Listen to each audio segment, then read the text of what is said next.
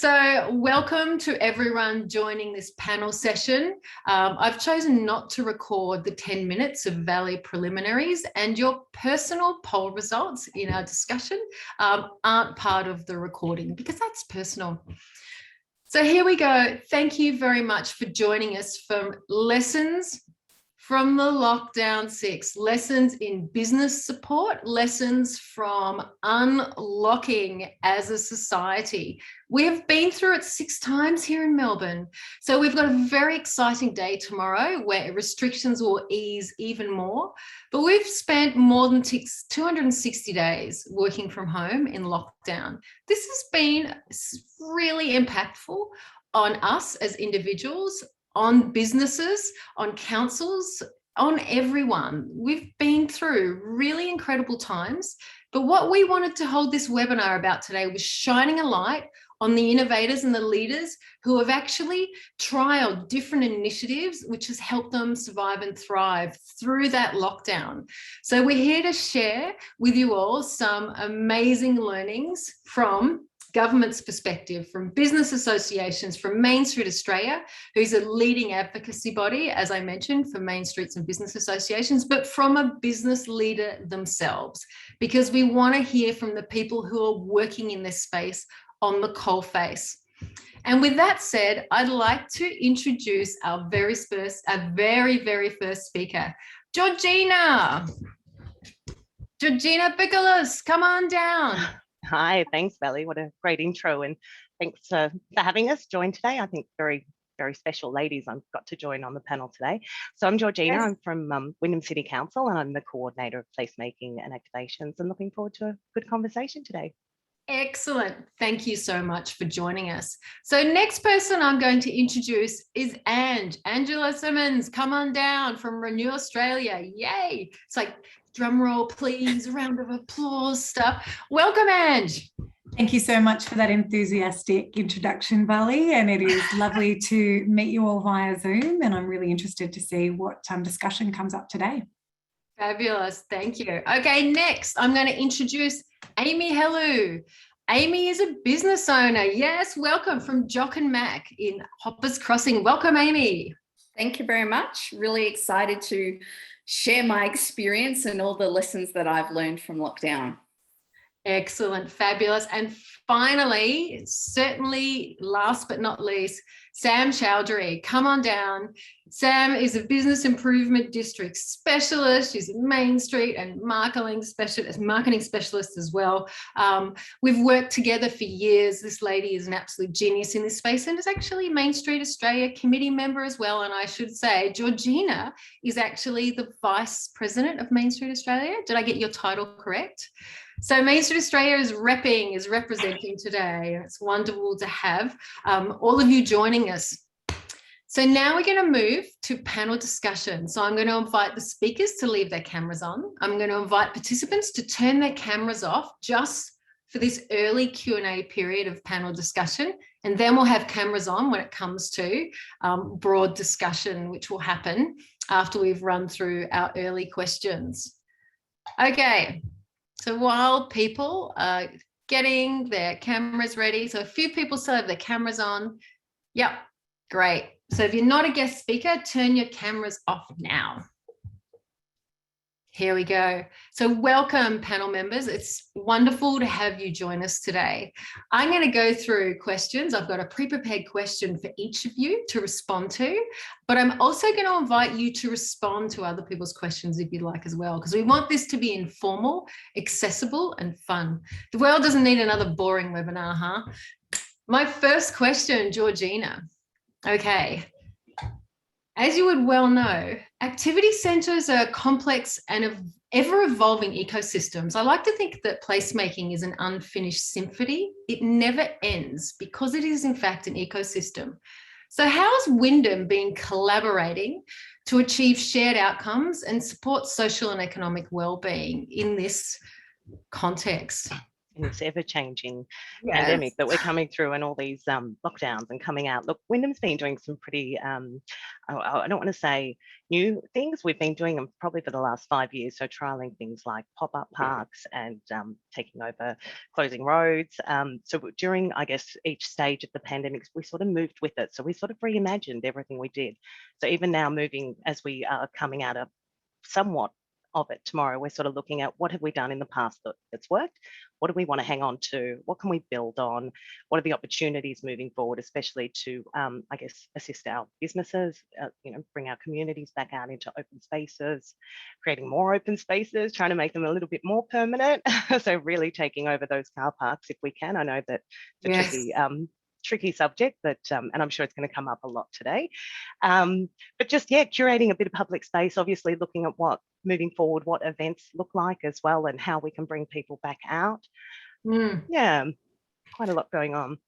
There is. And you know what I heard through that little response there, I heard you repeat again and again that you're looking at what's working, you're adapting on the fly, and you're actually changing it up and not just doing same old. I really love that. So has adaptation been a really important lesson for local government in the past 18 months? Yeah, absolutely. I think a good example is, and obviously Aimee's here as well, so she'll be able to give a bit of an update. So we're doing a project at the moment at Hoppers Junction, and sort of they're going through an LXRP train station removal there, and it's sort of getting built up, and it's quite amazing. But there's this huge opportunity now that, so many people are staying local, they're working locally again, they want that sort of Mainstreet vibe. So we're looking at ways that we can sort of reclaim a bit of that space, work with the businesses as a partnership. I think one of the good things that we do out here in Wyndham is work really closely with our businesses and our developers, to be honest, because they're the ones that are developing these big shopping precincts that, are town squares as such. So really enabling them, cutting any sort of red tape where we can, being council and assisting as much as we can. Yeah, great. And also it sounds like you talked about using car parks and creating pop-up parks and stuff. So really looking at what are your underutilized assets there, and then repurposing them to strengthen the local economy or to get people out and about and socializing together. Yeah, absolutely. And I guess when we first, went into the first lot of lockdown, we looked at opportunities, whether they were parklets or, different spaces. Again, what would you do differently? Probably different consultation, but taking a lot of those learnings that we had from 12 months ago and really building on those. Again, more engagement and, building a little bit better moving forward, I hope. Fantastic. So the rest of the panel, what other really cool innovations has local government or government been trialling that you've seen? Maybe even in your own local areas. Sam, what have you seen that's been cool? Me? Yeah. Oh, yeah. Sorry. I thought you were asking me the audience. I forgot how a panel works. Sorry, I'm having COVID brain too.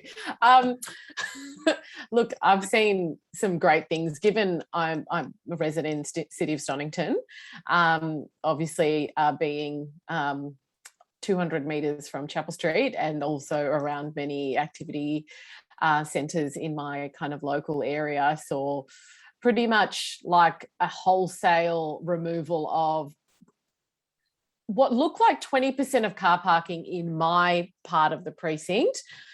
Given I live closest to all the bars and restaurants, and so it wasn't a hard sell for those traders to go, can we take over these car parks? And literally Windsor is one giant parklet. And it was pretty obvious, even during lockdowns, watching a lot of the businesses pivoting to takeaway cocktails and things like that, people, it was just quite well utilised. And also I'm near Peran Square, so which is a particularly amazing asset and open space now in the area, which is, constantly being curated and programmed. And and you can see it organically. It's gone from quite a large open space that the community know how best to use it. But via the curation and programming, it's starting to really become a sticky place. Yeah, I think curation of this programming, not just programming generally, generic programming, but really, really defined curation with real target audiences focused on. So has become more important than ever before, even in small scale activation. And obviously we're all adapting everything, any activation to be COVID safe, right? Interesting space that we're working in and evolving all the time. And I'm going to throw to you now. How are Mainstreet vacancies tracking here in Melbourne? That's a pretty big question, but what are some of the success stories that you and Renew Australia have actually achieved in the last 12 months during the pandemic? Yeah, big question, Valli. And I think to begin with, it's sort of important to note that we've seen vacancy increasing pre-COVID and the pandemic. We've already seen a lot of really large multinationals reducing their footprint in significant locations. We've seen a lot of businesses really assess how many bricks and mortar stores they need. So even pre-pandemic, we were starting to notice vacancies in streets or areas that had always typically been vibrant. But certainly since the pandemic has begun, I'd say one of the main determining factors is how connected that main street is to the residential population that is living around it. So to take sort of two key areas that we've been working in recently, our Renew Fitzroy Street project in the city of Port Phillip in St Kilda versus Docklands in Melbourne, what we're seeing is two very different sets of engagement, but also two very different problems. We have been delighted with the Renew Fitzroy Street project to see such wonderful community support from locals and residents making the most of their 5 kilometre area and seeking out these fledgling businesses to be patrons, to be clients, to support local businesses in a local place that previously, maybe these clients may have travelled 15 kilometres away to go buy a plant or to meet a new artist and seek a new piece of work for their house. Certainly in Docklands, we have a very different problem. When I last audited Docklands, and we're just undertaking another audit now, between Newquay and Victoria Harbour, we had over 95 advertised vacancies, with 65 to 125 undetermined, meaning they weren't listed on a commercial real estate site, but they also didn't seem to be active. So it's unknown if those businesses have closed for COVID, intending to reopen, but many of those unfortunately appear to be defaults on leases. So spaces that remain totally fitted out, mail in the slot, but unfortunately there is a notice to vacate on the window. So I think one of the issues with the vacancy will be, where is the foot traffic? And those areas that have committed, consistent, daily foot traffic appear to be recovering faster than areas that have predominantly relied on 9 to 5, Monday to Friday visitation. And certainly in our Renew Fitzroy Street project, we've taken on 8 different properties with 15 different creatives. And last year, or this year technically, we were pleased to find out we'd been given notice on 2 properties because commercial leases had been signed for those premises. So we are seeing an uptake in leases, particularly for smaller locations and locations that have a community identity for sure. Let's pull that apart a tiny bit more. So you're saying that streets or precincts or, the focus area locations of your programs, it's the ones that have a higher level of, are you saying community connection or established business networks already, or both? Have almost a higher degree of sort of uptake success, maybe? Is that the right way? I'd say both. I think we've definitely benefited, particularly on the Fitzroy Street project, having a collaborative approach. So the project is run by Renew Australia, but funded by the City of Port Phillip in conjunction with the Fitzroy Street Business Association. And that has really allowed us to leverage the connection with the local community, which has been absolutely fantastic, whether it be social media shares, whether it be workshops and events when we're open, and having that sort of 360 view, from council, from business, from Renew, who are looking to help fledgling businesses, has been really important, but particularly the local residents. Rediscovering their own backyard, I think, has been absolutely key above all else. We now get people popping by the shops just to check on the traders, popping their head in, saying, hey, how you doing today? Oh, I'll come in next week and I'll order that plant, or I'll order that painting, or whatever it might be. So I think particularly it's the people who frequent the spaces regularly, and that's the residents in this case. And we're all living locally now. That's been one of the few positives of what we've experienced, is what I like to think of as the acceleration of 20-minute neighbourhood living. We're all living and working locally, but what that means is areas that were reliant on sort of that office-based workforce based in the CBD or other centralised locations have experienced negative impacts, obviously. So it's not just about, and your work is amazing, but there's been some other examples that I've seen councils undertaking in order to not just get new business into the vacancies, but to creatively reuse or repurpose that shop front or that window to also bring life and colour to the streets.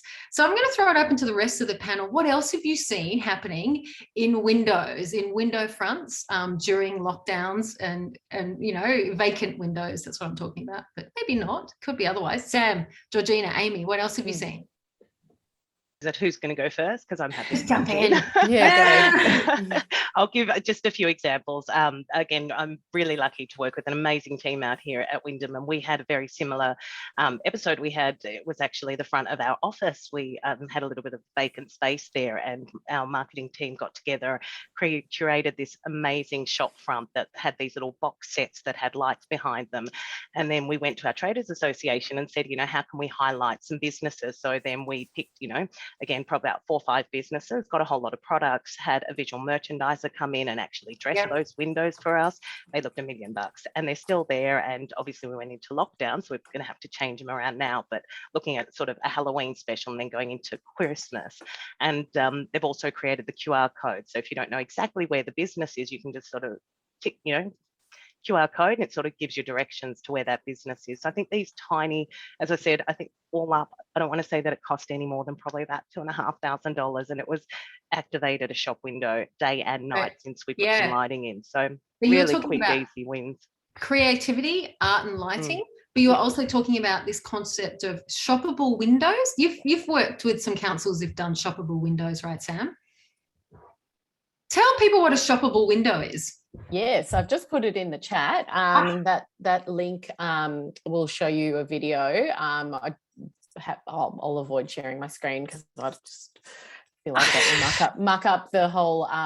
People can have a click on their own. But Daniel did some really fantastic shoppable windows where they put decals, full-size decals on the vacant storefronts, and had QR codes where you could click on the URL and buy. And also Moreland did a more space activation doing the same thing and focusing more on designers and makers that usually don't have brick and mortar shop front space, only online. Cool. And those are 2 great examples of that, I saw quite good campaigns launched. I'm sure there's been others. I just haven't come across it, but I know Baniel because I was doing some work for Baniel earlier this year. And by all means, audience, please, if you know of any examples or your own council or your own work, pop it in chat. We'd love other people to see, sort of like, be exposed to what you've been doing. Aimee, how do you use your shop front with your business? Has that been part of your strategy? And you've adapted a whole bunch of times in response. How are you using your window front of your business? Look, our window front is literally the view into our happy barista into the morning. So we didn't. That wasn't the focus for us. It was more kind of like inside outside views. Look, we're open, come on in, people. Visual accessibility, obviously really important for business. A business that is dark or sheltered or no one can see in, people are less likely to actually step inside that door. So you're of course doing the right thing because you are a smart and savvy business owner. I'd like you to talk more on that, Aimee. So demand is changing right? When you think about businesses, supply and demand, we're living different lives. So Mainstreets are actually have had to adapt to kind of cater to a changing audience, right? And changing demand. So businesses have been forced to adapt on the fly. There's no two ways about it. How many times have you evolved your business to survive lockdown? What have you done, and what advice do you have for everyone? Tell us your story. I don't know where to start. Every single lockdown, we pivoted because the mood of our customer changed. And right at the beginning, we decided that everything we would do, I mean, in business, it is needs-based for your customers, but we had to think about, the physical needs of our customers, and we had to think about the emotional needs of our customers as well. Yes. So everything we did was like, what's the mood? How are people feeling?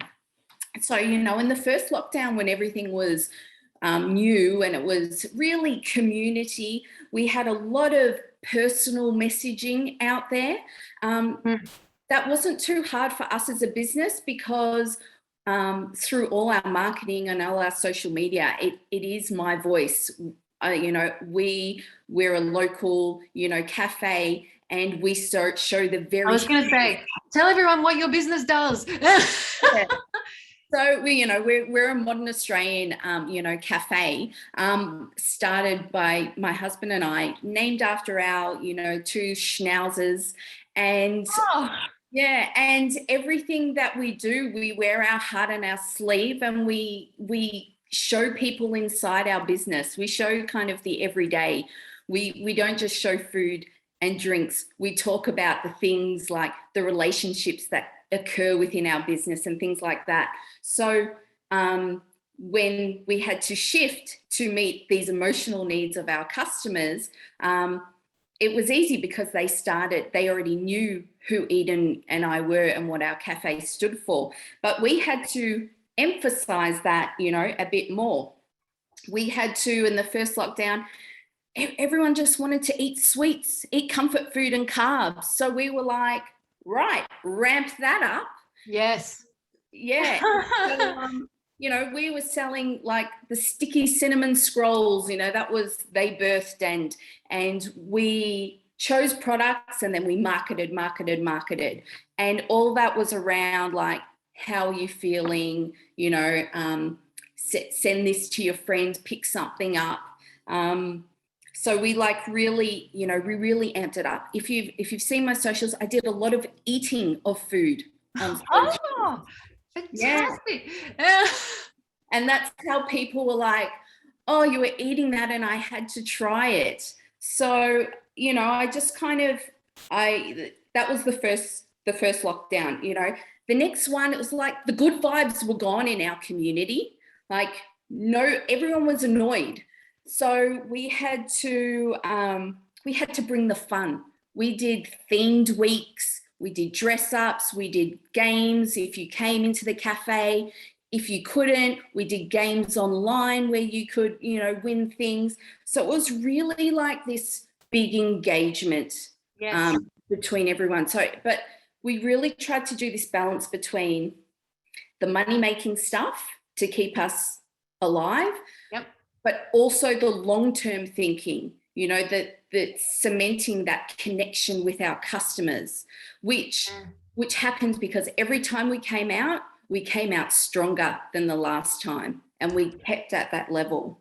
So you pivoted your offer, you pivoted the way you presented your business and communicated to the world, as well as adapting physically to changing restrictions and what you had to do. Gosh, that's so, and like, this is amazing kind of lessons for all of us, frankly, because we've all had to do that. And kudos to you as a business in doing that successfully. Tell me, we are literally about to unlock again, and restrictions are changing again. So, in the amount of time we're told that restrictions are changing and then suddenly change, has there been enough time there? Have you had enough warning to pivot those 6 times or more that restrictions have changed? And how, or do you have to do it, so you do it, bam, it's on. Yeah, correct. Everything is, we would like to take a little bit of time, because obviously the mental toll, like I'm a very pivot, can change, just like, go with the flow kind of person. But by the 6th lockdown, I was done. So this time here, we were ready to we weren't ready because, chefs had left, staffing issues is just such a huge problem. But we thought, how is it that we can open for our customers, because they want to get out? And so, we kind of, all right, we're going to have a mini menu, we're going to do this. Yeah. But it's very stressful to try and bring it all together within a really timely manner, and then to have the government throw on the last minute kind of changes as well. That was very critical. So it's not so easy, and it takes a toll. You can pivot rapidly, but it takes a toll. I think we all know that, right? I was just going to jump in, Valli. I just shared Aimee's social media handle, because I think she's not quite talking up how incredible her content is. Yes. Okay, so Aimee, you need to tell. We need to get you to do a business mentoring session, because, to be honest, I know a lot. Look, Georgina and I know how challenging it's been for a lot of Main Street businesses, because a lot of them didn't even have websites or up-to-date information online. So this kind of highly sophisticated, highly personal, highly emotive social media content is a lot for some of the older businesses. Will just never be able to do this.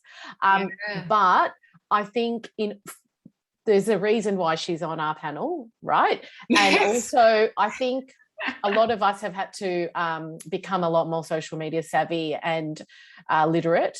So I just think, it's a big learning. Is the businesses that were able to adapt and thrive really pushed hard with their brand. Yeah. And also just made that constant community and local connection, which my local cafe did really well too.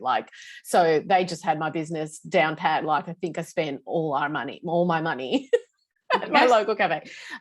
So I think it's just, worth checking out the Instagram handle. I've just got it up there on the chat. So I thought I'd just jump in, share that. Yeah, no. I'm really glad you did. It's true. We've all, whether you're a business, a community member, or represent government, we've all lived through the greatest digital transformation the world has ever seen. We have already lived through that, and we've done it quite successfully. But new business, those who were sort of starting up a business 20 years ago, it's a very different world to starting up a business right now. And your digital kind of presence is the welcome mat that people see you through these days, more so than just, I happened to be walking past and that place looked great, or so it's critically important that you're engaging in that space really well, and you're a shining example, Aimee. Thank you so much for being here. So lucky, considering that tomorrow things are changing again for you. Oh, goodness. All right, let's actually, Sam, I'm going to hit you with a question now. So everyone, FYI, please, so audience members, please get some questions going in chat, or get some questions ready, because we're going to open up to group conversations in just a moment. But Sam, together we are stronger is more than a tagline, and we're all everyone's hearing or repeating the same message around, that those communities and connections and relationships have been really important in helping successfully pivot and successfully remain agile and responsive within lockdown times. So it's more than ever before, collaboration is critical, but after 6 lockdowns, our resilience is a bit low, right? Let's be honest, it is. You in your roles, so various contracting roles, you and your experience in business, bids, so business improvement districts, as well as your role with Main Street Australia. What examples have you seen of business associations stepping up showing leadership and doing some really great stuff to support the businesses that they represent. Communities, councils, relationships, engagement, marketing. What are some great business association examples in your experience? Yes, oh gosh, there's so many. So I won't be able to go through all of them, but I'll just to kind of give a bit of context. I think some people don't realise that coordinated main streets are a formalised thing. So we have many main streets that do not pay special rate levy or aren't coordinated by a marketing manager. So Mainstreet Australia promotes and advocates for coordinated main streets, and that's why we are exist, because we believe that coordinated main streets that have a levy actually are much stronger as a precinct and give back to the community and residents and locals. We have data after doing research and getting quite a lot of funding from state government through booster grants and chambers and association grants, that the coordinated main streets across Victoria actually were able to be much more resilient than the ones that didn't have a coordinator or a manager. And so the ones that had constantly were able to be out there checking in with their traders and businesses were associations like Kew Junction, Fitzroy and Ackland Street, Coburg Central, Greensborough Central, all coordinated main streets that have the most amazing managers and coordinators. And these are people who are literally door to door, will know the name of the traders, know all of their president, their committee members by heart. Constantly we're doing shop local campaigns, helping their members, the people who pay for their special rate, making sure that they're online, that their stuff is, that they were able to get click and collect ready, that they were able to access business mentoring sessions, that the government, state government was giving lots of that out. So were councils. So basically someone who is there to represent the traders and, you know, the community. The ones that I mentioned are just like 1-2% of probably the list of, gosh, how many, Georgina, can you help me out here? How many coordinated main streets do we have in? Lockdown brain. 87. 87. 87, okay. I believe. So I just mentioned like 4 out of 87. Yeah, and there are. And don't forget all our regionals, because our regionals are really doing amazing. So we had Paynesville Tourism Business Association, Horsham, you know, I guess Mornington's in our metro. But look, from the content that I was seeing regularly on my social media, that's why I mentioned those ones, because I saw them constantly posting and putting themselves out there. Those centres, and I know we speak with some of these quarters, some of them are on our committee, so we've been able to get quite a good insight and ear to the ground of what was being experienced by them and their traders. And look, having someone who can be there to be be there for that emotional response was unbelievably important, because traders, as we know, are time poor, already struggle to do engagement, anything related to councils or things like that. So having someone who was able to be an ear to even cope with all the challenges, even for mental health, was hugely beneficial. And then those concerns that they were able to were able to then be raised with Mainstreet, and then we actually advocate to state government. So we were able to get more money and more booster grants, so which put more money back into them. So it was a real great time for Mainstreet. We really were able to show the benefit and the legitimacy of coordinated main streets are hugely important during a pandemic like this.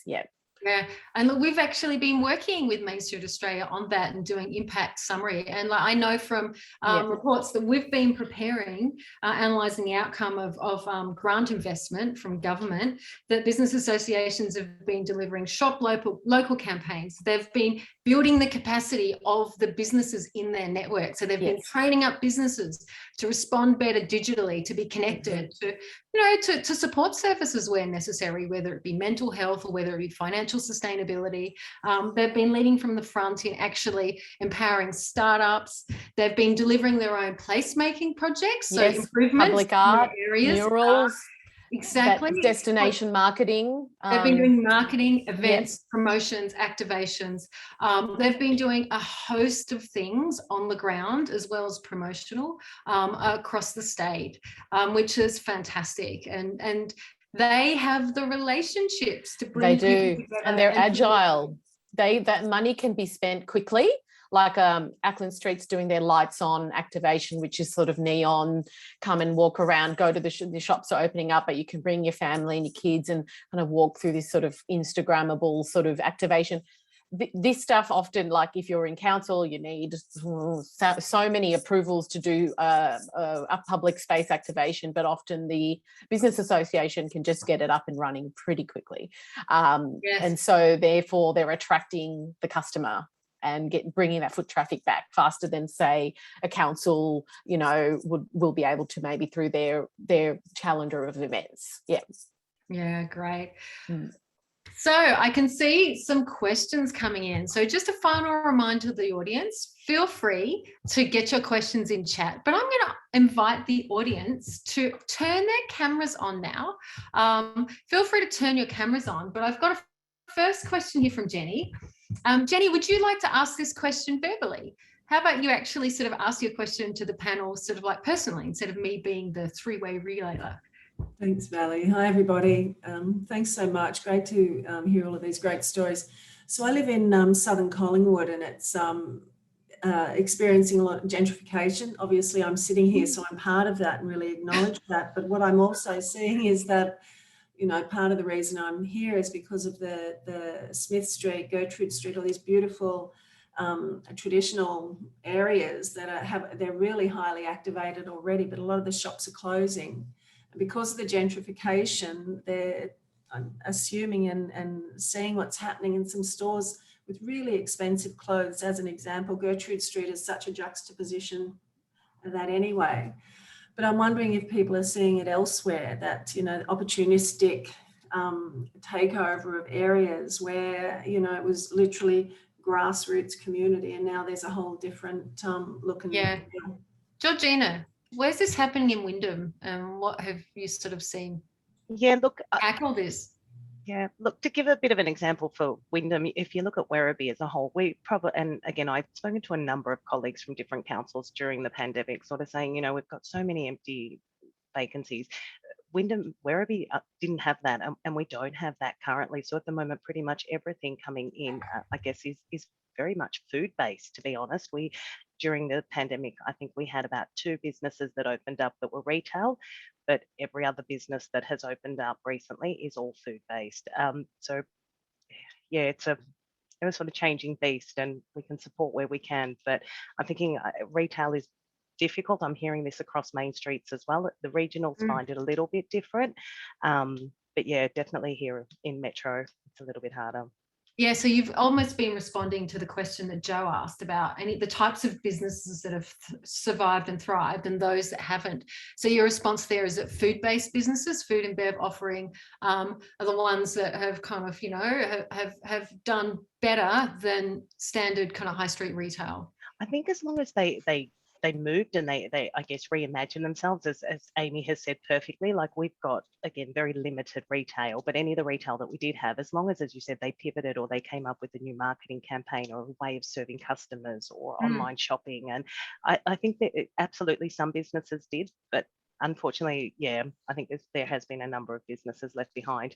Wyndham, again, is quite large, so we have a lot of shopping precincts, shopping centres that are activity centres as well. And again, I from the information that we're hearing, tenancies are not so bad, to be honest, but again, we are a very large municipality. You are. And have you seen a change in the types of businesses that are setting up in your Renew programs? Has the blend changed? Well, it's really interesting.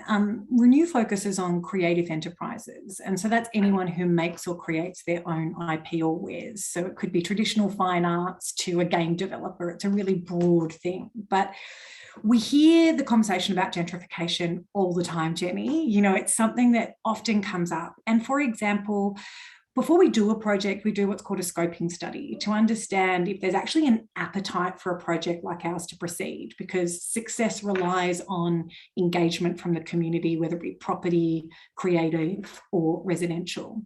But there's two ends of the spectrum. We either hear comments like yours where we're seeing shops that don't necessarily reflect the local residents through their price tag or through their boutique nature, but we're also seeing the opposite. Constant sort of hodgepodge tobacco shops opening up en masse in places where you think, wow, you just got that set of shelves from Bunnings, put a whole lot of sort of very short-term products on it and put very little effort in. And so we often get concerns, if you do a renew project here, does that mean you're going to gentrify it and move people on? Actually, no, it's a bit of a litmus test to see what the residents actually choose to engage with. And I think any company, whether they're, you know, absolutely divine, expensive ball gowns to, you know, hodgepodge milk bar type setups, anyone is capable of negotiating an excellent lease, you know, short-term, fit out included, instead of a 5-year minimum guarantee, that kind of thing. But the proof in the pudding is how long they stay. And that's one of the things that we don't see a lot of data on, which is we see a lot of comments about leases being taken up, but how long are people staying? Are they staying on the main street? Are they able to establish themselves after that 1 year of free rent, you know, and the second year at full rent? We're also seeing the same in shopping centres. You know, when there's an offer to get people in, it's actually about how long they can survive because the client is actually coming to them. So unfortunately, Jenny, I don't have a crystal ball answer for you, but ultimately, if there are those places on your street, your precinct that you do love, that you feel a representative, make sure you are a customer, because that's how we make sure that they stick around. Yeah, I think they are in reality actually reflecting the changing community. So what I'm seeing on the street isn't I think they are servicing the local community, and I guess that's what I was getting at, that the community is changing at the same time as the shops on the streets are changing as well. Yeah, it's interesting. Gentrification is a huge deal in the States, and we're only just starting to really actually experience it here, aren't we? Really. I've got Tracy Lee's had a hand up for ages. Tracy Lee, you've had your hand up for ages. Did you still have a question? Yes, I do. It's actually not Tracy Lee. There's 3 of us attending, or 4 of us attending the workshop that have suddenly got the same name. My name is actually Anita, and I'm Team Leader Economic Development at Mornington Peninsula Shire Council. Oh, great. For those of you that don't know, the Shire is composed of a whole range of really distinctive townships, and there's a number of major townships, you know, and you may know of some of them, like Mornington, Mount Eliza, Mount Martha, Rosebud, Rye, Flinders and Portsea and Sorrento. The thing that we're finding that's really interesting is, like, there's a whole range of things that have been happening, particularly over COVID, that are sort of changing the nature of our townships. So because we're very close to the city and people have now realised that they can work from home, there's a range of people that are moving down to the peninsula and buying and living here. Now, the demand for rental and the demand for purchase is pushing up housing prices. Yep, everywhere. That's having the effect that landlords are seeing that they can charge more, particularly in our more prominent and busy townships, those, you know, that are very much tourism based, let's say Sorrento and Mornington, where what's happening is that the rents in the main streets areas surpass the ability of local businesses to actually occupy those shops. Yep. And what we're starting to see is a takeover of the sorts of businesses that might normally occupy a shopping centre. Now, I ask you, do we want another sports school? Do we want another shop, you know, those sorts of shops? Do we want another bed linen place? My answer would be no, because part of the reason that people visit the Mornington Peninsula is the characteristical nature of its townships. Yes, So this is where the curation piece becomes really critical, right? Yeah. And so I think we're seeing rents go up. We're seeing different types of occupiers occupying the shops that are for lease, and it's really changing the nature of our main streets. Yeah.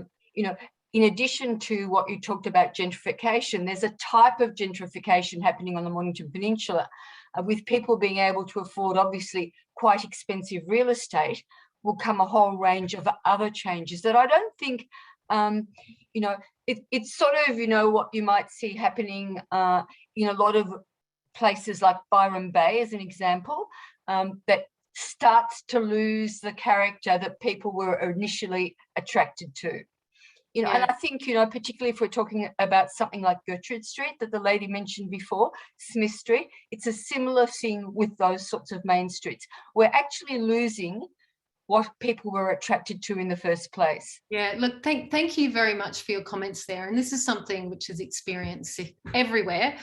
This is a contemporary problem of main streets across the world, frankly, the homogenization of places. And then they lose their unique appeal. And I think there's a real role for business associations and councils to think about what the blend is, and to start kind of actually marketing to achieve, that vision, or hold on to what makes it unique, but to think about curation. But it can be challenging, because ultimately when it's an open market, you can't control whether that dentist is going to move in when actually you think it'd be really great for, fashion or cafe or, but anyway, we've got very little time left. And I have a question here from Craig for Aimee. So Aimee, I just love hearing the voice of business here. So this is going to be our last question. Sorry, I could actually talk with this group for another hour. I'm not going to lie. So Craig, did you want to ask your question face to face? You've got your camera on. I'll try to, if I can. Can you hear me? Yes. And there's a bit of Freudian slip in what I've written here, but just to say, look, very impressive about your attitude and your approach to your business and what you're doing. And I just, how are you faring, I suppose, with the rest of your precinct? How your brand is kind of changing the nature of you and what you offer. How are you coordinating, or what's that doing for the wider brand of the street? Or it'd be just interesting to see how you're related to that. Yeah, well, definitely. Look, it hasn't been easy, to be honest, dealing with the other traders kind of in our street. But I have taken the lead, to be honest, and I'm working with council really, really closely, and we're making things happen. And I'm being that mouthpiece, to the rest of the traders who, at the moment, I'm kind of dragging them along in the vision. Like, with the council, we're doing the vision of making it, a place with the pop-up parks that, that once was a daggy Hoppers Crossing, strip shop. We're trying to make it into something, because, the demographic is changing of who lives in the area, and slowly, these more vibrant businesses that the community are after are popping up, and we want to keep attracting those businesses as well. So yeah, it's been kind of difficult, but it was a necessary thing that I've kind of had to do, because I see the vision of what can be done there. Sometimes it's proactive visionary leaders like yourself that actually are the foundation of what grows into, you're a catalyst, Aimee. Pat yourself on the back. Your leadership is actually changing Hoppers Crossing, right? I can just tell. Well, when you were talking about, I'm going to second that. Georgina's there going. And there's a number of people in this room that I can tell you would third and fourth that. So well done, Aimee, and thanks for joining the panel. It's like everyone. Yeah. Yep. So look, we're right at the end of our time. Unfortunately, I'd love to keep talking about this. It's a really important conversation. But what are the lessons which I've written today? I've got 5 lessons which I've written down when listening to this amazing group of speakers and the conversations that they've had with you all. Those lessons are adapt and pivot, right? Adapting and pivoting has been critical for all of us surviving these crazy times. So get smart with how you use your assets. Those assets, those underutilized assets, can you sweat them? Can they actually be used for multiple purposes? So get more out of your assets. So grow, build, and leverage relationships. So relationships more critical than ever before. Collaborate. So whether it's working with your business association, whether it's collaborating with council, but collaboration has been central to every story shared today by these wonderful speakers. And the final one, curation. So get really smart about how you curate your activities, curate your offer to survive, thrive, grow, not go insane within really turbulent times that we've all experienced. So there's been 5 key lessons from lockdown. Pretty we didn't get 6. Maybe if I broke up, adapt and pivot, but actually we're saying the same things. It would have been 6 key lessons after 6 lockdowns. It would have been a nice full circle thing. But we're all feeling a bit exhausted. We're right at the end of our time. Can I please invite everyone to give these wonderful speakers a huge round of applause? So round of applause, everyone. We're really grateful that you were able to join us. The messages you shared were really wonderful. Gosh, wouldn't it be nice if this stellar group of humans had this knowledge at the start of all these lockdowns, because it would have made a big difference. But no, we learned and we developed these skills and we adapted on the fly. And thank you so much for sharing all of that with us, everyone. And thank you for joining us, participants. Thank you so much. I'm going to end the webinar now, but we're going to share this recording via email and we're going to share it on the Place Jam Facebook group. It's been an absolute pleasure. Take care, everyone. Enjoy the rest of your day.